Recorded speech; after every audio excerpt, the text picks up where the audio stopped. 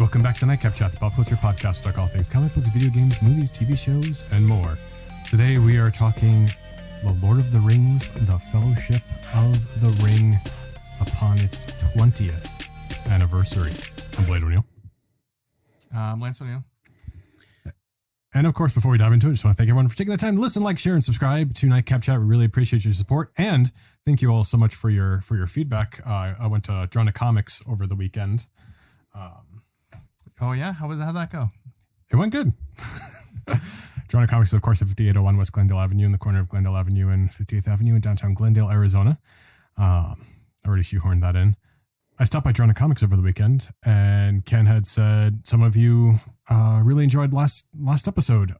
So thank you so much for that feedback. I really appreciate it. We kind of flying off the handle there a little bit, and that was not even the episode we intended to do, but it was still lots of fun. So we really appreciate that positive feedback. I have one little piece of news that I think we'd be remiss not to talk about. But before we do that, we have a special guest in the Nightcap Chat studio. Returning here, we have Professor and our father, Michael O'Neill. Hello, everybody. He's back. We got a Lord of the Rings episode. We're doing this again. We've been playing this episode, I've been playing this episode for over a year. Last December, we talked about the new War of the Rohirrim movie, which is very exciting. Still haven't heard any updates about that or anything. But I was like, oh, let's do Fellowship of the Ring. I was like, no, but it's the 19th anniversary. Next year is the 20th anniversary, which first of all is insane. But before we get into that, one little piece of news, especially for this topic, Tolkien was a prolific author, created one of the greatest fantasy novels, adventures, epics of all time. Over the weekend, another great author just passed away, the great Anne Rice, creator of Vampire Chronicles, Interview with the Vampire, from complications from a stroke. So prayers and thoughts for her family and loved ones. But my gosh, another great gone. Yeah, on your birthday, and happy birthday, Lance. Oh, wow. Thanks, I guess. That's kind of weird to say, but yeah. I was trying to spin it to happiness. How about happy anniversary to me? Oh, happy anniversary a few days ago. Yeah. So yes, with obviously I'm not going to talk about every single famous person that dies, but I mean, these are the people who create the stories we know and love, and that's what we're doing with Tolkien. So it's kind of crazy to think 20 years ago, The Fellowship of the Ring first came out in theaters. I believe 20 years ago this week. First of all, I can't believe it's 20 years. And you get extended editions, like 2 months, 3 months after the release. Really, I don't even know where to begin besides maybe the lead up to it. We went to Burger King very, very often in the lead up to that. Very frequently, and more than one. We used to shuttle between two, one off of the Long Island Expressway and one on Northern Boulevard in Queens, and it was a quick little ride on one road back and forth, depending on which figures they had for the what was it? It was a ring in the center. I don't know what you call it. Yeah, and there was and the glasses too, and like I feel like they haven't. They're over there. Got the whole set. They made there's one Frodo, one Gandalf, one Aragorn, and one Arwen. They had the glasses, and they had a light up base. I don't think we ever even turned it on. And wasn't the Arwen one, wasn't it like the hard one to get? Am I wrong? There was one that felt like that took forever, and I think it was just because it wasn't produced as much because they didn't think it wouldn't have been like the most popular one. Maybe, I don't know, but I want to say the Arwen one was the hard one to find. Or was it the most popular one, and that's why it was hard to find? That could be. It could be, but... Oh, I was thinking about the pieces that go around the ring, that there was one or two of that I don't know if that was Arwen or Elrond or something that was like hard to find, that seemed like there were less of them. Mm-hmm. Maybe it was toward the end of the run. Yeah, I mean, in theory, because they all connect, they should have produced an equal amount. Yeah. But they were cool. Look at what they used to do with like top Spaceball cards, they would do them in series, like say, I'm just using a random number, but something similar to like 1 through 120, then a second series. But the thing was, you would still get the first series. So the later numbers were produced a lot less but you were still getting the early ones, so there was much more of those doubles, whatever. Okay. So I was just thinking maybe it was that kind of a thing where it came out with some pieces maybe at the end and still had the other pieces. Yeah. Too bad they're not worth anything because we'd be doing pretty good. Yeah, no kidding. I have a box of a bin of some of them. The Lord of the Rings ones. Yeah, I recently came across those too, and actually, and I probably shouldn't even admit this, one of the worst episodes performing wise of Nightcap Chat, we talked about Happy Meal toys and Burger King toys, and well, I don't know, I thought it might be a fun trip down memory lane, but that's okay. But yeah, those Lord of the Rings ones, we hunted them down. We played the jukebox. Yeah, the one on the one in Douglaston had a 50s jukebox and a 50, which was really cool. Yeah. Yeah, but I would play the song from I hate them describing it this way, but from Shrek. It was the monkey song. I'm a Believer. Oh, right. That was one of the songs I would play. And there was another one it's not inappropriate, but I'm just not going to admit to playing the song on the Downtown. No. So up until this point, we just had the Baskin animation and the other one, and recently I fell down a rabbit hole. Like I couldn't sleep and I just started looking up stuff and I looked up other stuff and it went on and on and on. And so for those of you, I don't know if you've seen it. And if you haven't seen it, like I would really recommend watching it. But there was a Lord of the Rings animation done in the 70s. Yeah. They did a Hobbit and Return of the King separately, and the animation is completely different. But this one, Aragorn is played by the guy who's the bad guy in V for Vendetta. What's his name? He's the old guy. He's Hellboy's father in the Ron Perlman movie. Oh yeah, that's right. It's John Hurt. John Hurt. Yes, John Hurt plays Aragorn, which amazing. I didn't even realize. I didn't realize it either. I saw that so many times. Yeah. Wow. But now you can like listen to it in your head, and you're like, yeah, that totally is John Hurt.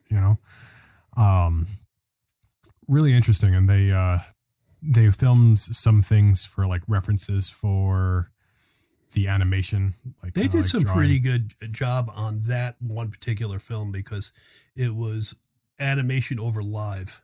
Mm-hmm. And the effect was really good. Mm-hmm. And then the other ones, the Hobbit and the actual Return of the King, were just animation, and they were terrible. Yeah, just especially in the way they depicted some of the species. The elves were ugly and elves were weird. Really, that was the worst part. That was the nice thing about the.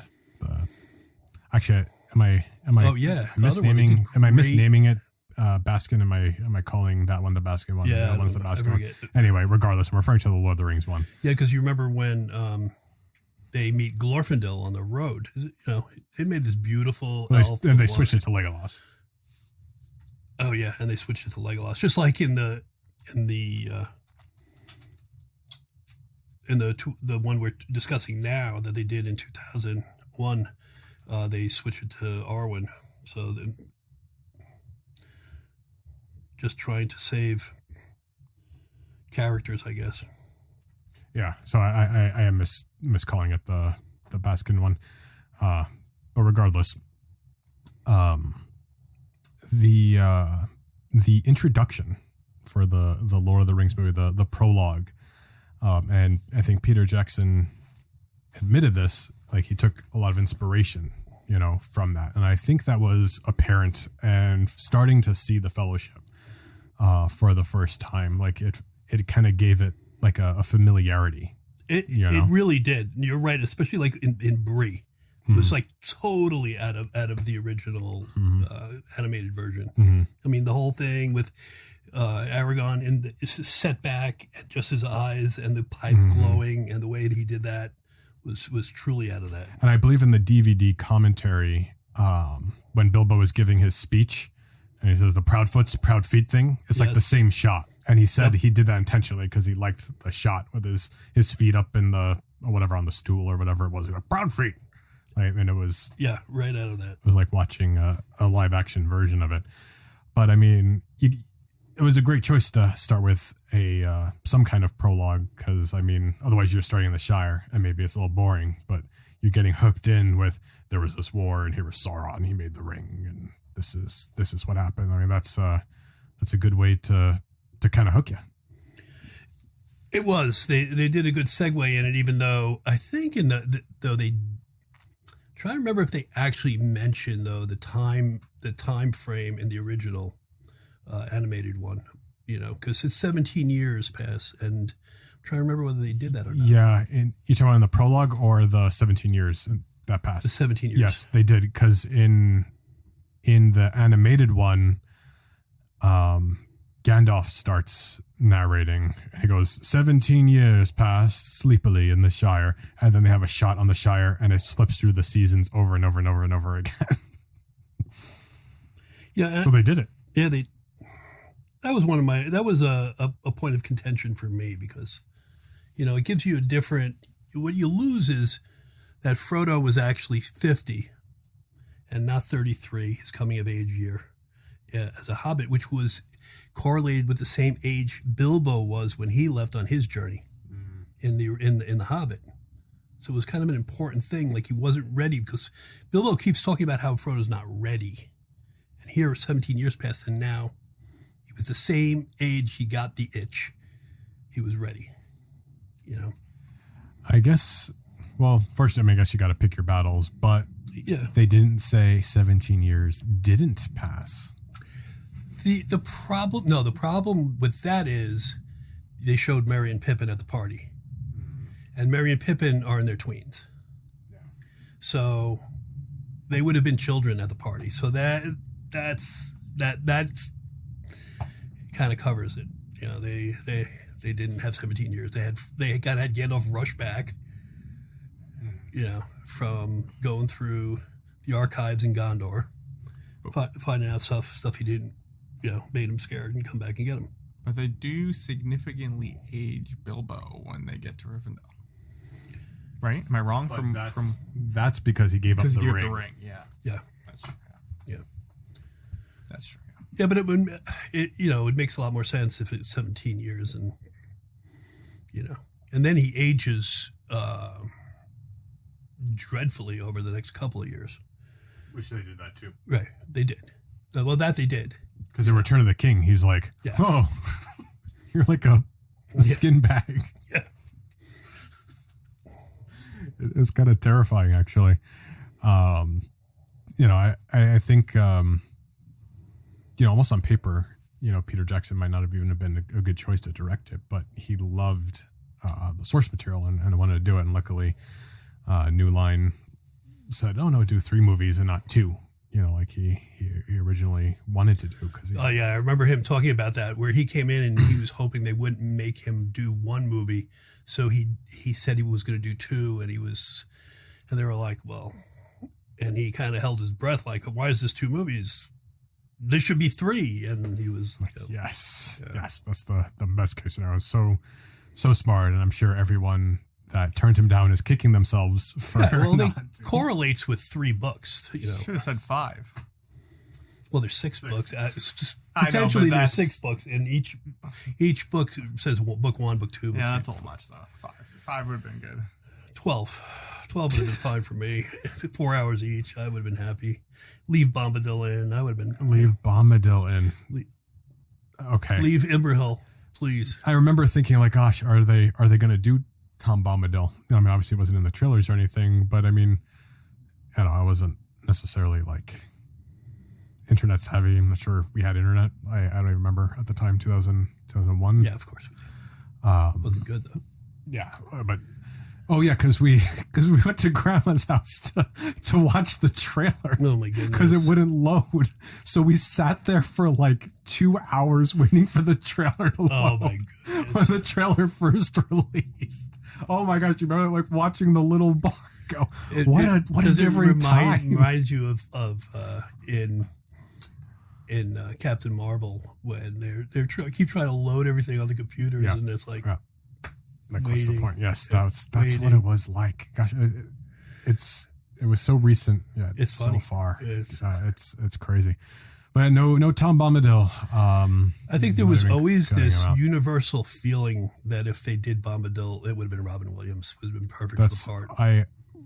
just reading that independently, that's exactly what I pictured. Yeah. Was Stout Robin Williams. Stout Lakes, his personality. I mean, Robin Williams just had to be himself to do Bombadil. He would have just been like running around and pulled down Frodo's pants and then took the ring and put it on. And people, everybody's problem is, well, it's hard. It's difficult to explain Bombadil. So-called experts on Lord of the Rings, whatever. Everybody has a difficult time with Bombadil. Even Tolkien's sons couldn't explain Bombadil. There's so many different characters. Goldberry, the River's daughter, maybe Olmo's daughter, something with that. But Bombadil was so difficult. He obviously wasn't Tulkas. He's too small, whatever.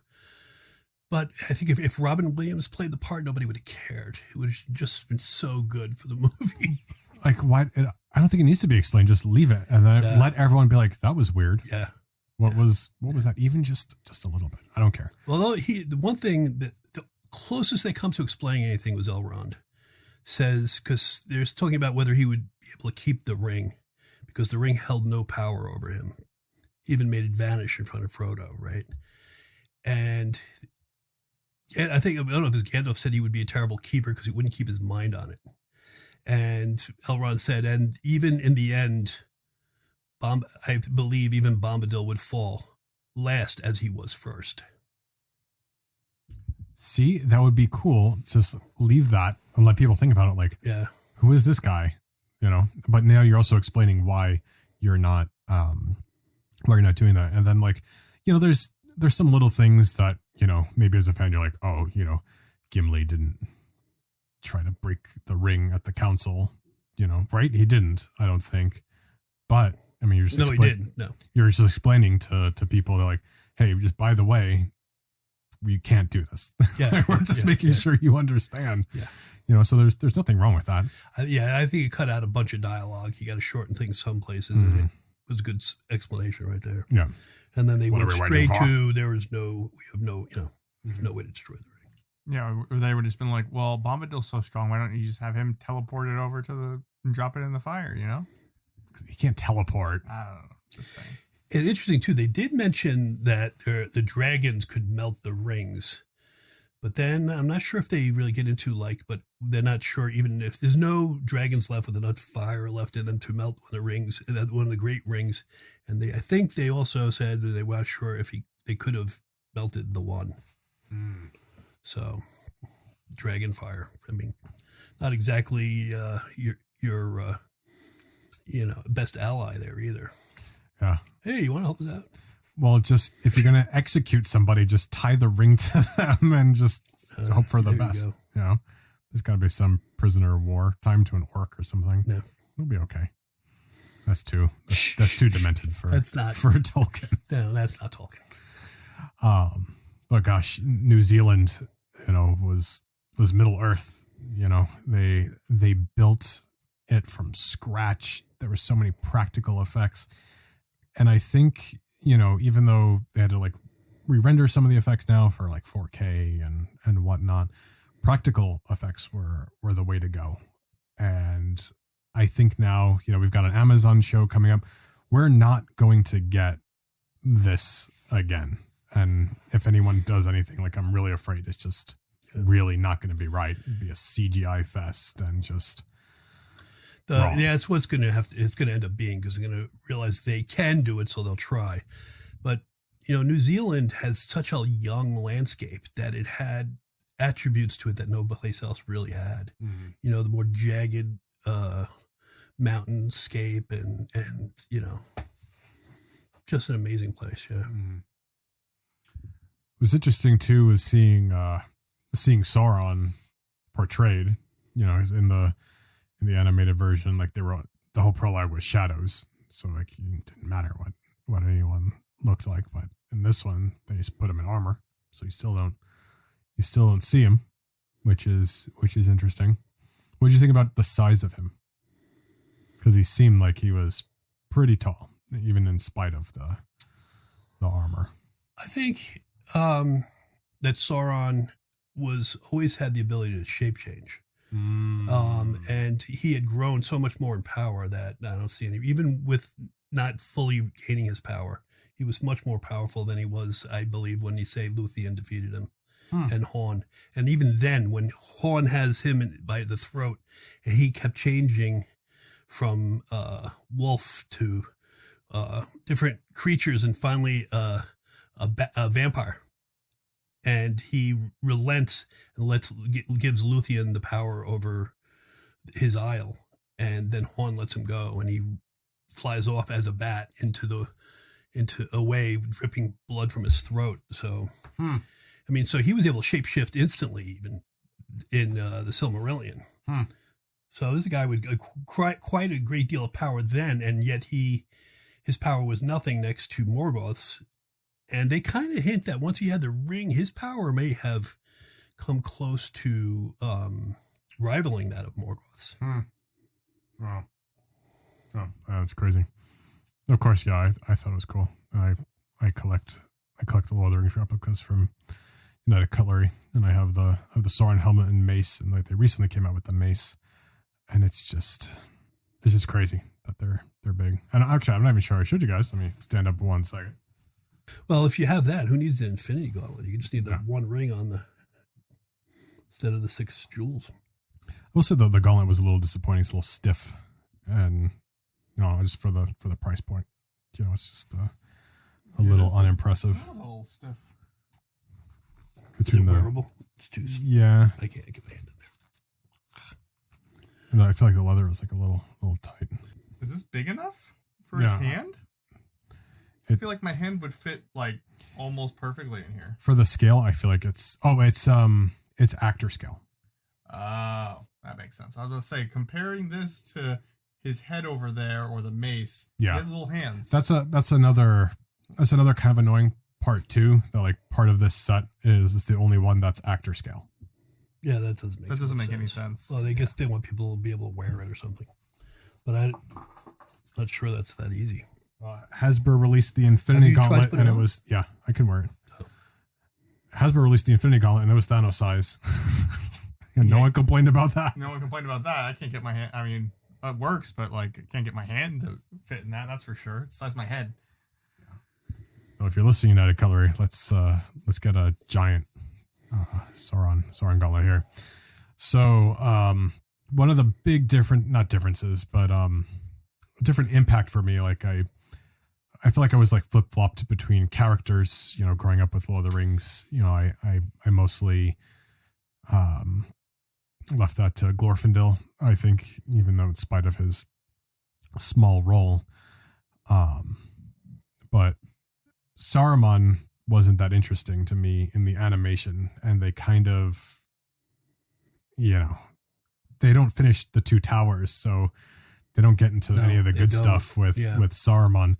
But I mean, the first time Christopher Lee walks out as Saruman, it's incredible. I mean, like there's first of all, there's so much fantastic casting that Peter Jackson did for these movies, but Christopher Lee as Saruman has gotta be like one of the most perfect out of all of them. Best cast character in the entire definitely movie. Yeah. And he was the only one in the cast to have met Tolkien. Yeah. And he's read Lord of the Rings every year for who even knows. 50 years, at least. Yeah. And you go with that with his ability to have so much presence, so much like authority and this power that he can, and he's a big man too. And they did Orthanc so well. Oh yeah. It was almost as if, even though it's stronger than that, it was almost as if it was sculpted from a mountain of obsidian. Yeah. But with more power, because obsidian was too breakable like glass. It was almost like steel. Like it was a mountain of steel, like shiny kind of. It was amazing, really. Well, because like obsidian's sort of it's from lava, right? Yeah. So you could see that like dried, almost like whatever that you like carved out of it. Now, Tolkien liked to use meteors a lot. So I wonder, and I don't know if I've ever read anything about what it was carved. I think he might have had some explanations on how it was carved, because he uses. It almost seems like that the the stone that the stone of what is it called, the stone of Elric. What is it? When in the Paths of the Dead. Yeah, Aragorn summons the dead to the stone. Would look like almost like it was this round stone sunk mostly into the ground, right? And it was smooth. It was almost like it was a giant palantir, which is almost like that was almost like the center of how the palantirs were connected, right? But it almost gave you this feeling of this meteor deep into the ground, but it was shiny and all that. And there were a couple of swords used in the Silmarillion that came from a black meteor, and they crafted an elf, the dark elf, crafted these two swords from this, and they had this incredible power in them, including at one point, at least one point, one of the swords speaks. Crazy. When Horin, for those of you who don't know the story of Horin, he throws himself on the sword, but he tells the sword that he's, kill me swiftly. And the sword answers him, for the blood of my master, who you slew, who was his friend, a great elf. I can't think of his name right now, but I will slay you quickly. Thanks, sword. Yeah, thank you, sword. Thanks for that. Appreciate it. Great book, by the way. If you haven't read The Children of Hurin, I really highly recommend it. And there's an audiobook version narrated by Christopher Lee. Wow. So if you're not into reading, how about listening to his nice, smooth voice narrating it? But he really turned me on to Saruman. He quickly became my favorite character. No, that's what she said. Only thing, though, they didn't make him Saruman of many colors. Yeah. And I waited for that in the Two Towers, and I was like, okay, maybe Return of the King, and I don't know why. That doesn't. I guess maybe they didn't feel it was necessary, except for the line that he has. That Gandalf tells him that white light is broken into many colors. And so, like Prism, like as if and Saruman as if he had all these powers, and Gandalf says when somebody breaks something in order to, I know what you're saying. It's like a broken prism, right? And that he strays from wisdom. Mm-hmm. Yeah. So it's not more powerful. It's different. Yes. And then he says later on when he appears, and they think in Fanghorn, Aragorn and Gimli and Legolas see him and at first think he is Saruman, because he is the white now. Mm-hmm. And he said, I thought you were Saruman. He said, not Saruman, but Saruman as he should have been. Mm-hmm. And some more good casting was newcomer, as far as I knew, Viggo Mortensen as Aragorn. And, you've got to appreciate that casting, because they actually started filming with Stuart Townsend, who, I don't care if you like him. I'm just going to go ahead and say it. He's a garbage actor. He would have probably ruined the character of Aragorn. He was so bad. And I think it says a lot that he got fired. I can't really find too much on it, but I think there was some kind of differences, and he got fired. It's interesting how they knew that Viggo Mortensen was that good. I saw some of his films afterwards. I'm not sure I've ever seen one of his prior films, and he's Swedish. I know that but they obviously had seen him in something, and saw this is the right guy. He's not a young man either at the time. Mm-hmm.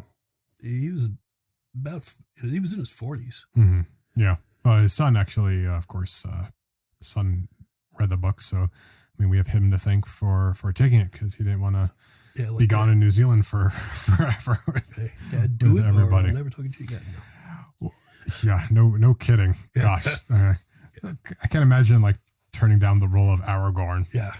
Oh my goodness. Wow. What an incredible opportunity. But another great thing about the Lord of the Rings movies, and almost better than almost better than the movies is if you watch the extended version DVD release, the bonus discs are called the Appendices, and especially with the Fellowship release, like it's hysterical. I know we've talked about this on Nightcap Chat before, but like you've got to watch it, and just watching all their stories about making this, and getting up at 5 o'clock in the morning, or the first time Pippin meets Legolas, and they're like, well, it was my birthday, so we had some champagne, and then we flew over to New Zealand, and it was my birthday again, so we had more champagne. There's more footage on the Appendices parts than there is in the movie, and I think after a while, I read the books 46 times, and we saw the movies plenty, and after a while, I just only wanted to watch the Appendices over and over because there was so much to it, and it was funny and it was interesting. It just you learn so much about the characters and the making of the movie, and it was really, really interesting.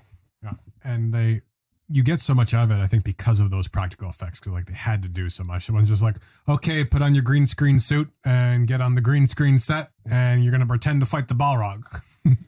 Yeah, like it wasn't that simple. Like, okay, we have to set this up, and sure, the Balrog. There was some even just amazing things with the actors themselves. Like here they are, almost in the middle of nowhere, and they're doing the scene where Sam is trying to get on the boat with Frodo as he's heading off on his own to Mordor because the Uruk-hai are attacking, and Sean Astin steps on a piece of broken glass and slices deep into his foot in the middle of making that. Like, where did the glass come from?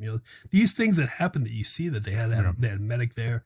Sean Bean was afraid of getting in helicopters, and he actually climbed the mountain. Mm-hmm. In his full Boromir gear. In his full Boromir, which, they should have taken scenes of that to use it, Although I think some of the scenes they didn't use as much, like the mountain scene, they didn't do enough of. I think that was extended, where they did the mountains, wouldn't let them pass, right? They added a couple of lines. Yeah.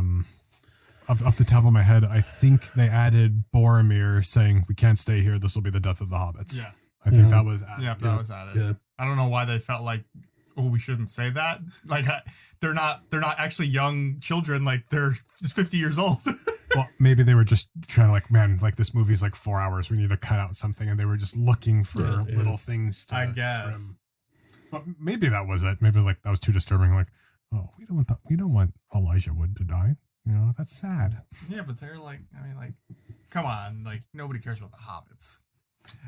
Yeah, but the Appendices are incredible. If you haven't watched it, they're funny, they're informative. You find out these things, with Christopher Lee, like I was telling you, and as old as Christopher Lee and Ian McKellen both were, and both being British actors, like they'd never done a movie together, and listening to them talk about each other, and even Ian McKellen saying, like, the movies that Christopher Lee did, and even self-admittedly, they weren't as good as a lot of the stuff. They did a lot of but like he realized he was a good actor working with him, so he gained respect for Christopher Lee working together, which was cool. And I'm glad he admitted that. Actually, not even anywhere near Christopher Lee's age, though. He's my age when they did that movie. Well, you know what I mean, but of course he looks old. Old. He was only like 59 or whatever. Yeah, I think John Rhys Davies is about the same age as him. Yeah, probably. And gosh, I was gonna mention him. Like, he's someone that I don't think most people, I feel like, don't realize that, like, that dude's like taller than everyone else. He's a big man. Movie. Well, I think, and he's playing the shortest person almost. Besides Christopher Lee, people who knew his work though, and he was in Indiana Jones movies and stuff, and he was a big guy. Yeah. But what worked out for him being so tall is scale-wise, because he was taller than the hobbits, he filmed with them. Instead of filming 3 different things, they only had to film 2. So really, if you're thinking about it, the fact that he was so tall worked out great. Yeah, because they had all these guys that are actually 5'6", 5'5". Yeah, because I met Elijah Wood at Phoenix Comic-Con. I almost made him shorter. Short, yes. Yeah, I told him that story. That was kind of an awkward conversation. I should have picked something better. I almost ran him over just before Halloween one day in Manhattan, crossing the street with his sister. Yeah, did not cross the street like a New Yorker. It's okay. Sorry, Elijah. I know you're not listening. Sorry, I made it awkward at Phoenix Comic Con there. Of course, Ian McKellen was great. Hugo Weaving, in spite of kind of being an ugly dude. He was still great as Elrond. You know, I mean, elves are supposed to be pretty, right? But we have Hugo Weaving with his eyebrows. You know, what's funny is I think he's younger than Vigo. Yeah, he might have been. Yeah. Whenever you can look that up real quick. He's 60. He's 61. Hugo Weaving? Yeah. Wow. So think about it. He was only 41. Wow. When the movie came out. And he's yelling at this guy who's older than him about dating his daughter. Yeah. Yeah. Playing somebody, 4,000 years old. Dying. She will no longer survive the evil that spreads from Sure, we could look up how old he is, but he had to be. Well, we know he was well over 3,000. He might have been 4,000 years old even. I also really liked Boromir. Oh, I don't know why. And Sean Bean was fantastic. And of course, Sean Bean dies. Of course, poor Sean Bean. He's always such a good bad guy that dies. It's a shame. Yeah. Well, no, he was in. It's not true because I know you guys didn't waste 10 years of your life like I did watching Game of Thrones, but he was actually a really good guy in Game of Thrones. He was considered to be one of the most stayed to his had just principles. Yeah, great principles and everything, and it was even talked about by the people who were the bad guys later, like what great principles he had. But it made him predictable too. Yeah. Well, that should have been your first warning that it would have been it was going to be a bad ending. Yeah, it didn't really fit. He only survived a couple episodes of that one. Yeah, he was one of the main reasons why I wanted to watch Game of Thrones. I don't know, not to get too far off topic, but like I couldn't get past like the first 3 episodes. It just didn't hook me. And now I'm kind of glad I did. So that's okay. Yeah. Anyway, back to Lord of the Rings. My goodness, what else? The Hobbits were great. They did the Nazgul. I mean, in theory, there's only one way to do the ring wraiths, but they didn't blow it. And the more I think about it, is like, I just don't think it came out at the perfect time. Like, effects were just good enough for where they needed them. And they had to do the practical effects because they were filming in the late 90s, right? Right. That's what it had to have been. Right. Because they spent it's one of those things like Star Wars where they created so many of the effects. This trilogy advanced Hollywood's effects. Weta. To to such a degree that other people who came later who were effects people were able to build off of that and go further. Like, because it wasn't just, all these scale effects that they did, but the things they did digitally, creating armies, coming up with the proper sequence to create mountains. And they started realizing using, there's, what is it called? There's a mathematical sequence for mountains, literally, and it's part of a mathematical sequence for it's called fractals. That when you look at fractals, all nature comes out of fractals. And when they started realizing that there was a sequence and they were able to program it in, the computer was able to create the mountains. Yep. The computer was able to create 50,000, 100,000, 200,000 men on the battlefield from a few. Yep. It was incredible stuff. Well, I mean, that's in all 3D software now. Like, I mean, even, for my production work, like I work with people who use these 3D programs and like you can generate different scenery. Like, okay, they have thicker trees and they'll generate different trees or mountains and stuff. Like it's so much more commonplace. And Weta Digital or whatever is a huge company. They work on tons of films now and they sell Lord of the Rings replicas stuff, which is really cool. I pre-ordered the File of Galadriel. It's made by Weta and it comes out next year. And you can actually like open it. It's the first one that they made. They can actually open. There's a little base for it too. It's really cool. Anyway, Weta came out of it, which was nothing before, but now Weta is a really big deal. Yeah. Like they created all the swords and armor and props, and it's just incredible. Yeah, really, if you look at too, I think it really helped New Zealand's film industry in general, not just that, but even casting and creating more films coming out of there. A lot of the Maori actors and the stunt guys in there that just started to blossom and go into American movies and things, and it really was great for the country itself. Yeah, I mean, all the Uruk-hai were practical effects. You know, all the different warriors, were local there, and somehow all the voices were done by Andy Serkis. Andy Serkis, which is crazy. Probably the second best casting in the Lord of the Rings trilogy, right? Yeah. I mean, well, you might even say he was the best casting. Yeah, he could. When you consider what he did with Gollum, how he had a multitask on there with all the creatures. He did so many of the. I think he did some of the actual orcs, and he did all the voices. It's pretty incredible stuff that he did. Well, he's now like one of the motion capture guys in Hollywood because of that. Like, he owns his own company. Yep. Like, he's King Kong and a lot of other great actors. Stunt actors / actors have been under his tutelage and have done not only stunts but then come into actually lead roles and stuff in movies too. And Andy Serkis too. I mean, look, he's Claw in Black Panther and Age of Ultron and whatever. And his son. So under. That's right. Son's getting all these parts now. Yeah. That's right. Andy Serkis. My goodness. It doesn't pertain to Fellowship, but John Rhys Davies, got to play Treebeard. I was just going to say that. It's funny you said that because you'd have to take him third there for both doing Gimli and Treebeard. Yeah.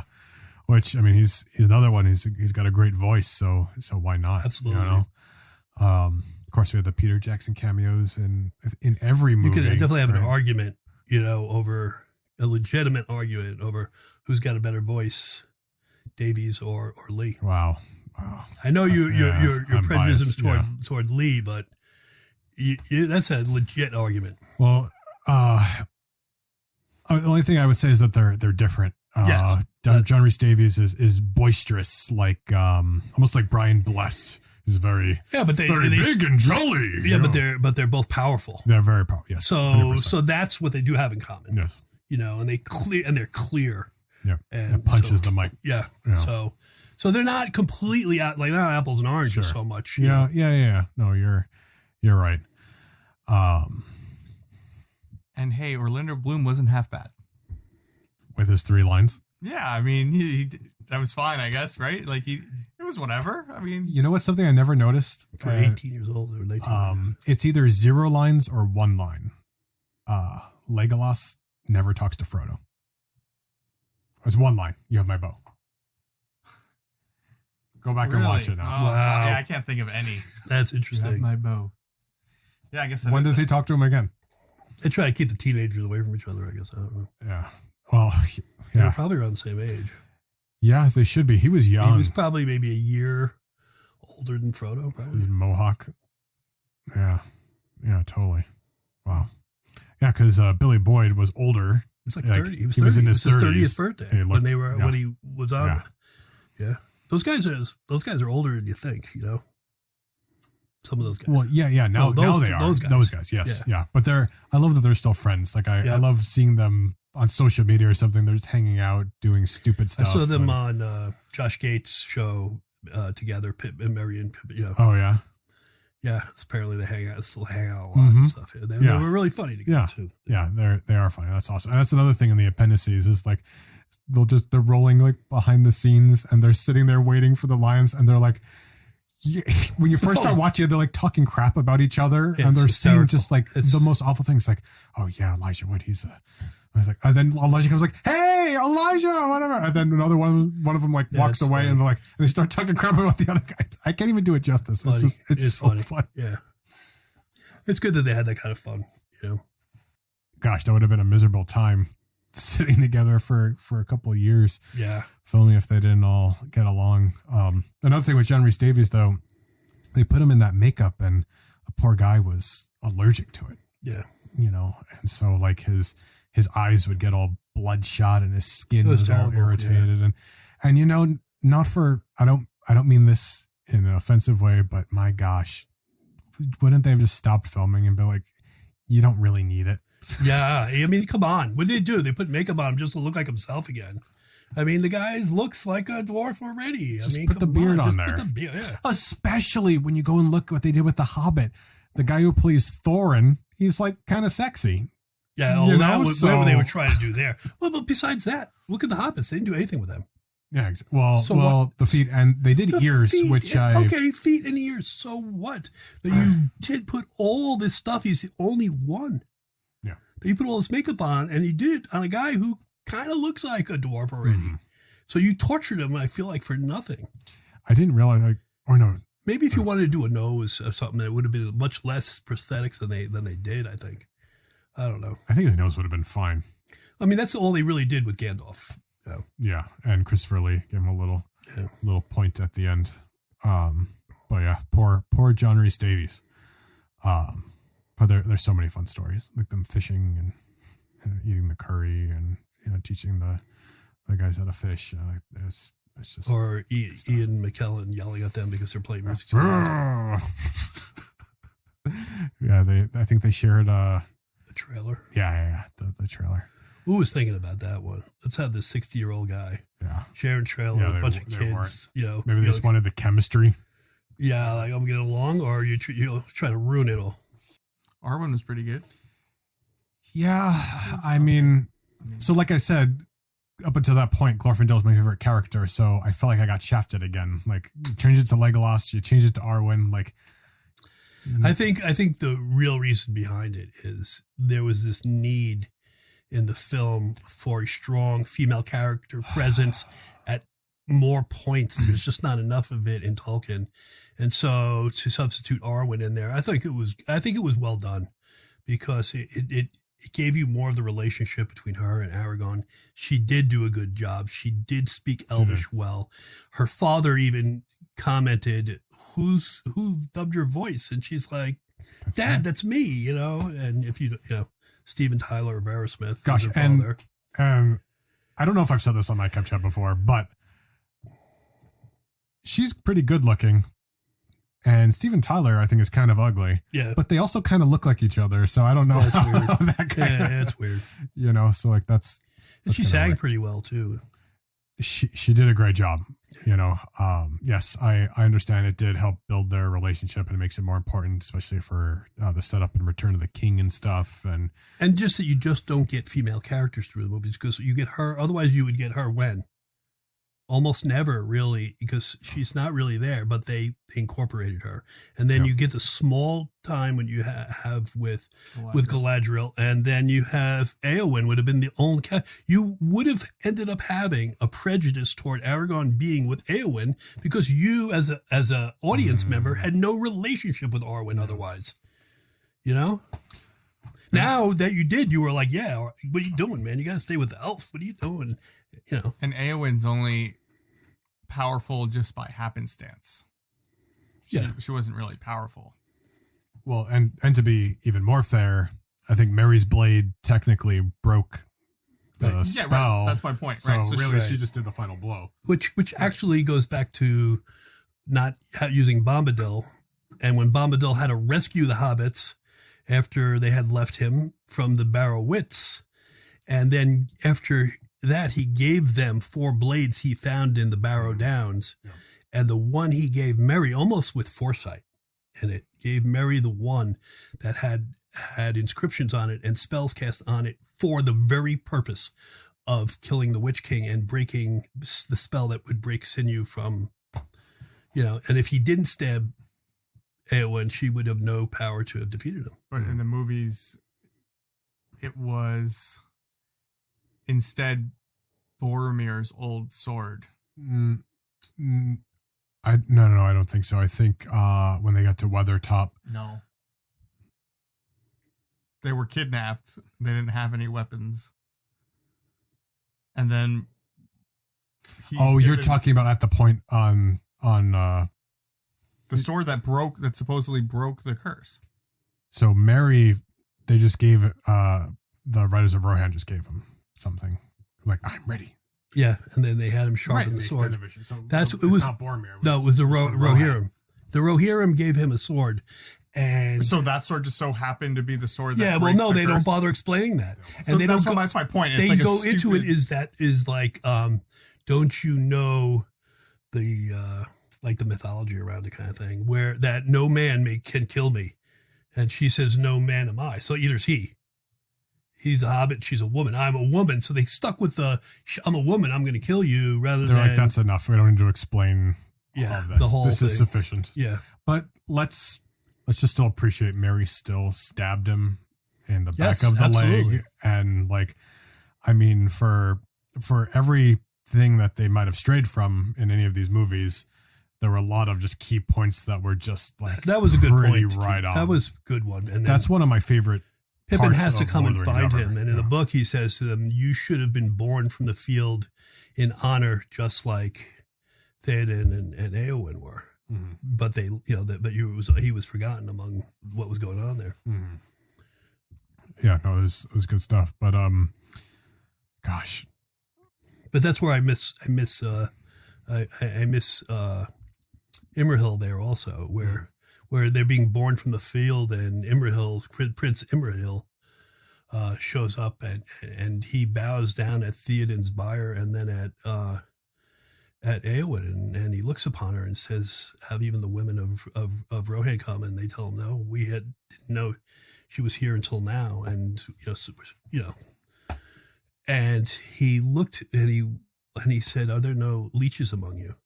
She is wounded to the death, perhaps, but she is not dead." And he puts his vambrace against her mouth, and there was a little bit of mist from her breath on it. So they were able to rush her to the House of the Healing. Speaking of vambraces, on first viewing, one thing I don't think I picked up on, but obviously did later on, is after Boromir dies, Aragorn takes his vambraces. So that's what he's strapping on. Yeah. So like, That's true. so he's got a little more Gondor. I don't know if that happens in the books. No, I don't think so. I'd have to read it. They give him cool. in the books they load down his boat with his shield, his sword, his broken, his cloven horn on him, and the weapons of his fallen foe to show how great he was. They fill the boat. He was on a boat, but he got shot more than like the 3 times. Yeah, that whole scene was so upsetting. It was so well done, though. It was well, so you knew it was coming. You knew it was coming, and you didn't. Sure. You were hoping that like, oh, maybe they won't do it, and then they did it. I feel like it's almost good they did it the way they did it, with like just 3 instead of it just being like, and just being absolutely like I don't know, like it would have been almost cool too that he's like standing there still trying to go with all those. I think they made up for volume with mass, and the arrows themselves were almost spears. They were so big. The Uruk-hai had these huge arrows, so it kind of made up for it because the size of those arrows were like, yeah. So and they made up for it because it also might have been tedious and to do all that, and this was, and they were great shots, and last one's in his chest and he's still fighting, Yeah, and then right before that, one of Legolas's lines is the Horn of Gondor, and then that's the only line in the whole movie. And then Thanks, Captain Obvious. thanks, yeah, Boromir, and then he runs. They're doing a sequel to that, a runoff on his character called Legolas the Silent Elf. You can hang him on your stocking in your trees. But when you said that he was putting on his braces, it kind of just reminded me of like a video game. Like, oh, this guy's dead. Well, I'm gonna take his stuff, upgrade my armor real quick, +2 to my shields. All right, see you later, bud. He looted the corpse. He looted his corpse and was like, all right, I was, I wanted these. I was looking at these. When I'm spec'd better than you, except for these vambraces. Got a little Man, extra I really +2. missed out on taking that ring. That would have been like plus 50,000. Yeah, no kidding. But gosh, and gosh, the action figures at the time too. I think that was Christmas, 2001. Wow, I still have them. I still have most of them. it's crazy. I have some of them up here in the Nightcap Chat home studio. because that's only decorations in here. The Lord of the Rings stuff. I gotta finish treating this though. Anyway, so that was with the merchandise, I think. You remember the HeroClix that came out? They weren't HeroClix. They weren't HeroClix. It was a knockoff like HeroClix thing, but those didn't unfortunately take off or go anywhere. Whatever happened to those things I gave you that I had been collecting? Oh, I have those. You have those? Oh, those are cool. They're all, I'll have to pull them out. I think they're even accessible. Computer ones? Yeah. Those were so cool. And like even the shield was so big, he was 2 pieces. Like those are old. Those are way before the movies and everything. Yeah, way before. It was the mid '80s. I was getting those. Yeah, those statues are sick. Yeah, I have them there. Yeah, there was this little store right next to the bank Mom worked in, and I used to stop in from my branch, which was 2 blocks away, and stop in there, like for when we go there for lunch, and just come in and maybe grab another one. You know, they weren't cheap either. Have you ever looked them up? Try to find them? Yeah, no. The ones I found, like, it's just nothing. I think it's a supply and demand thing. I also still have the Christopher Lee autograph.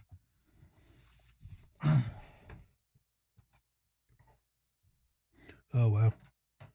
Man, I sold so many of those.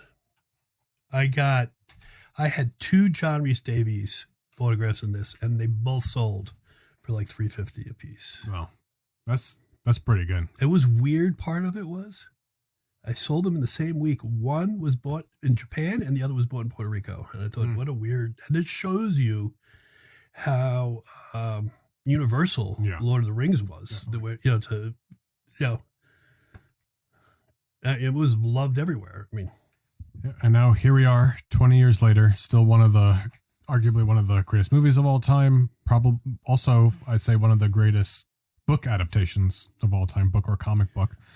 Even in spite of its flaws, I mean, I don't think they would do it this close, ever again, unless it was an animation, which I'd love to see, like a full on, maybe extended do the animation. Whole book, do the book, do it in a series, do everything word by word. But now we're here, and 20 years later, we're getting spin-off movies. They're animated, but they're spin-offs taking place within this universe. Well, really cool.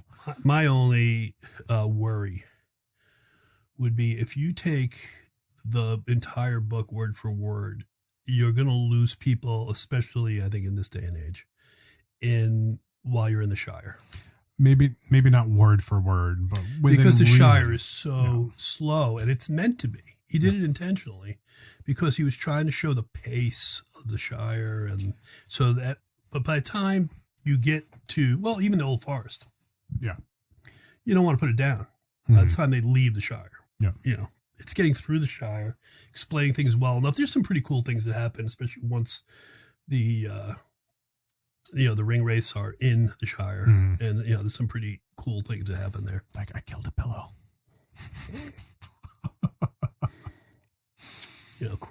Crossing the Brandywine, going to Brandybuck Hall, and we had some good video games come off of this, but now we're at a point where we're getting a new Middle Earth game. We got a trailer over the weekend. They're doing Lord of the Rings Gollum. I don't think we're talking about this. Well, I want to complain about it. Oh, I think Kara is playing. Yeah, Kara. My dog fell asleep. So I see some people on the internet like, oh yeah, this might be a cool little stealth game. Like Gollum is like, I love Lord of the Rings, and Gollum is probably like one of the last characters I would want to play in a video game. Like, what might be cool is if you were playing a Lord of the Rings game and there was a Gollum part, you had a reason to do something, like maybe something very short form. Yeah. I mean, that might have been okay. I have one thing that you could do with Gollum that would be fun and different, but hunt fish. No. A fishing minigame. No. I mean, it's fine, but how about you do the Lord of the Rings game? Like, you just play through the entire Lord of the Rings, but you can, like, just pick a character, and sure, at one point you can unlock being Gollum, and you could play through the entire thing as Gollum. It would just be like, be playing it on extremely hard mode, almost. because like you could just have Gollum take place of like where Aragorn is or Gandalf, and it would just be insanely difficult and stupid because you'd be like this little thing jumping around. That would be like a reason. Oh, like he's like a special unlock thing. Do you have to sneak into like little birds' nests to power up? Yeah, sure, fine. Climb through windows and eat babies and I think that's gonna be like part of the thing because. How it's supposed to be? It's supposed to be like a video game based on like sneaking around.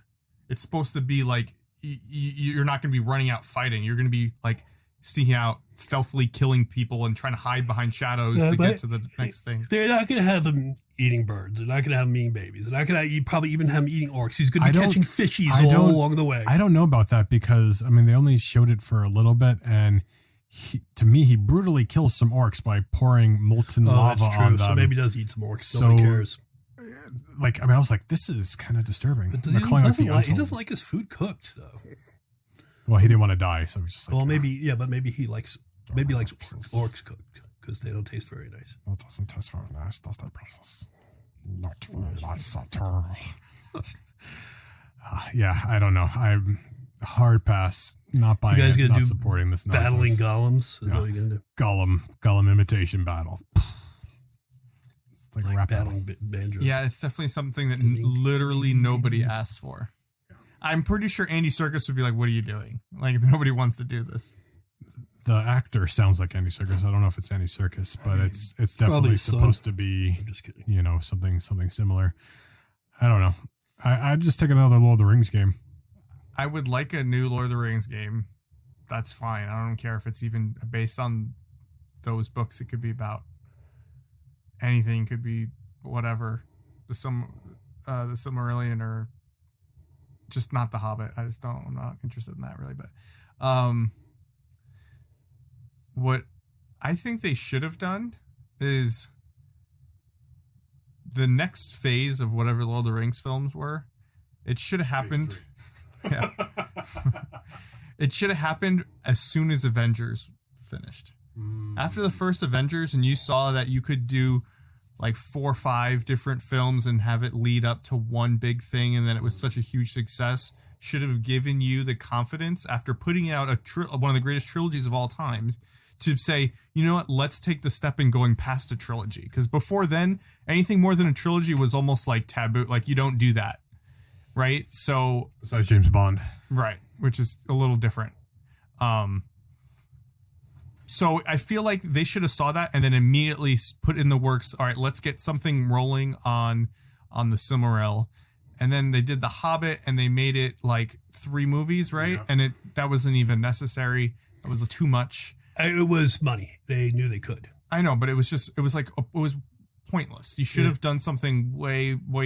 Stuck to 2 movies like they were originally going to do. Stuck to 2 movies, but then also work on the Silmarillion. It's something that's a lot more in depth and cool and creative and different.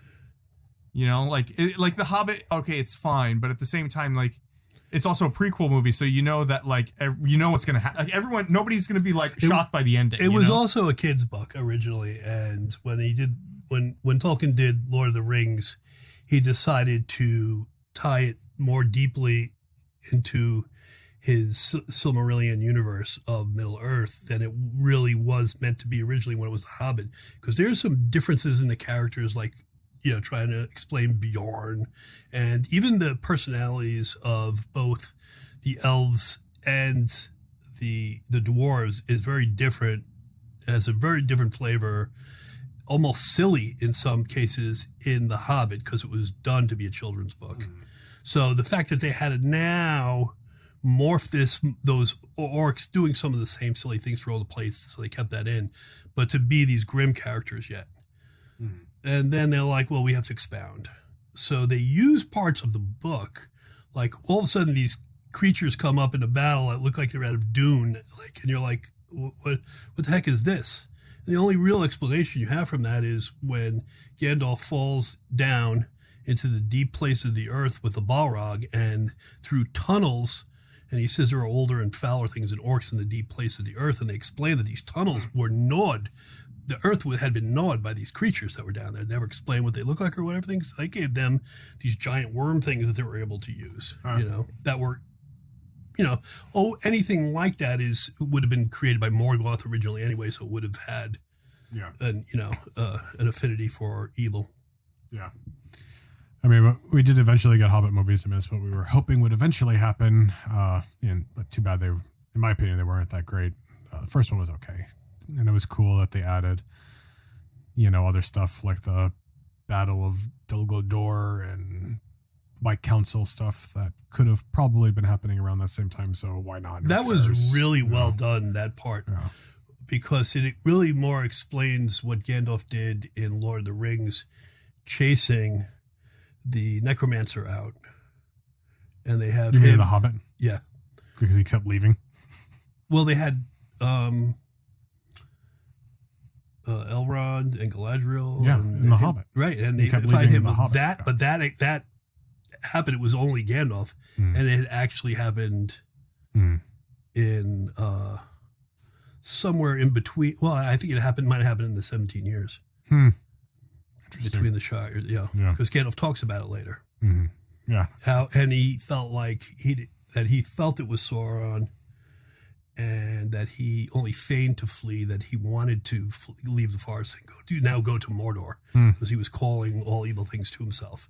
So he was leaving the forest at that point. Interesting. Yeah. It's too much, but now, hey, we're going to get some It's a animated lot. ones. Well, it's always a lot. Yeah, it is. I mean, especially when you dig into the Silmarillion aspects of it, then there's so many things you can pull in and explain, and the places why there's so many spiders in the forest, and especially in a place where all these elves live, but they're all descendants of Ungoliant. Yep. Just like Shelob, so there's Shelob's relatives in there. Yep.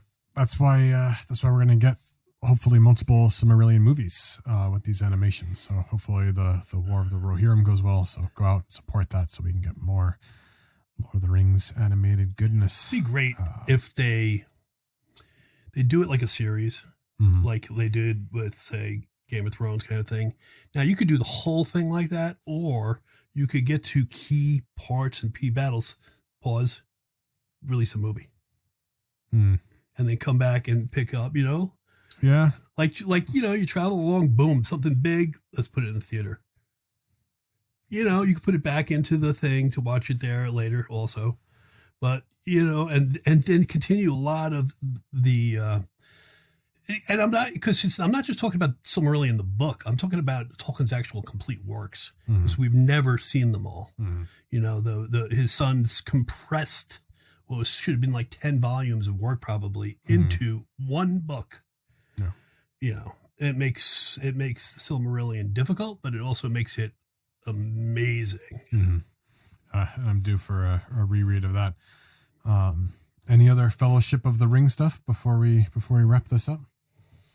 The only thing I think I'd mention about the Fellowship that I think is worth mentioning for the movies is it does have a great line in it that is not really significant, but is still like an awesome line every time you hear it, is when they're in Moria and Boromir goes to close the door when the orcs are coming, right? Yeah, I think and he goes, they have a cave troll, and she's just like it's just such a good, funny. Just the way he does it. The delivery of it is just awesome. Like, oh yeah, great. What else could go wrong? They have a cave troll. Yeah, great. Yeah, Moria was. But then things just they finally get out, and what happens? Now you have a Balrog. Balrog, also well done. The tentacle monster. All well done. All well done. True. Very true. Well done. Yep. And then as soon as they get out, Aragorn... Is that when Aragorn kicks the helmet and breaks his toe? Oh, no, that's Two Towers. That's like a meme now. It's such a... Yeah, There's all these memes on the internet like talk about that's right before they go into Fanghorn. Like when you're watching Lord of the Rings with a girl and you're trying not to talk about every single thing and then they show like that scene, you're trying not to talk about the broken toe. Yeah. Give them a moment for pity's sake. But I thought he was swarming with orcs. Yeah. Yeah, the one thing, if I have any kind of critique on Ego, is like we talked about the great voices of John Rhys Davies, and is that whenever he had to raise his voice, it wasn't so great. Yeah. Oh, he's a good actor, but there's something missing when he has to raise his voice against that nasally Take thing. the heart of me. Yeah. That speech should have been like amazing, but his inability to not be like super nasally made it it's unfortunate because we're not knocking him. He's a great actor. A tremendous actor, I think. He was like, yes, I'm Strider and I'm really sexy. Yeah. Yeah, see? Yeah. No, he was phenomenal. I couldn't imagine anyone else playing Aragorn. And one thing cool about the extended versions, maybe that I want to touch on, is that they did the Gifts of Galadriel, which is like a sin to cut out, and they're like necessary for like the rest of the franchise. Oh, so important. So I don't understand how they even cut it to begin with. Oh, that there's a Legolas line in there when he asked Gimli, "What did she give you?" Oh yeah. Yeah. What is? Because Gimli's talking about like, and I got to look upon the Lady Galadriel one more time, and I was like, what was her gift to you? I asked her for one hair from her golden head. She gave me 3, and he smiles. What's great about it too is right out of the book. Right out of the book. But more of an explanation too is, the explanation of what he did. They don't have that, but that's fine. Mm-hmm. Of what he would do with the hair, and and to have it put into crystal unbreakable and have it as an heir to his for his family, which was really yeah. So that was for nothing else in the extended versions, like adding that back into the Fellowship is really fun. I mean, there's some other things like songs and they do a little more in the prologue. Off the top of my head, I'm trying to think of what else. Other little things here and there, like we said, we can't stay here. This will be the death of the hobbits. There's some little. Oh, and don't they expand upon the mithril? I think because when they first walk in, they add a scene where like where they delve too deep. The riches of Moria were not gold or whatever, but mithril. And then he's like, Bilbo had a mithril shirt. And then he says it was worth more than the Shire, and then they pan to Frodo. Frodo's like, "Oh crap, I'm wearing it." More than the Shire and everything in it. Yeah. And Frodo doesn't say anything, but Elijah Wood's big eyes get bigger. He was like, maybe I should be wearing." It's like, gosh, these guys are gonna rob me. And when Gimli sees it, it's this ancient craft of his ancestors. And it is so incredible because it's this intricately woven mithril, studded with diamonds, it says in the book. And it's just this like, he says, this was a kingly gift, but he's almost, if he wasn't such a good guy, it's like a lust for something like that because there is that thing, that sickness that they talk about. That dwarves get, yes, can get so, and because they are made of things of the earth. So it's a lot of good stuff. It's definitely worth the 12 hours of the extended versions. But I think that's about all the time we have for today. I was really excited about this episode and really glad we got to record it. And Dad, thanks for coming to join us. Pleasure. You can follow us. We're at Nightcap Chat or Nightcap Chat on Facebook and Nightcap_chat on Instagram. You can follow our shenanigans. We have one more episode left this year, our Christmas 2021 special, and that will close out our year. We'll go on a little hiatus, but we will have a cool little announcement for when we return. Lance? And you can catch me on Twitch and Instagram at Tales of Lance. I would say Twitter, but I don't care anymore. We appreciate you guys taking the time to listen. We love you all. Be safe, and we'll catch you all next week. Have a good week. God bless you.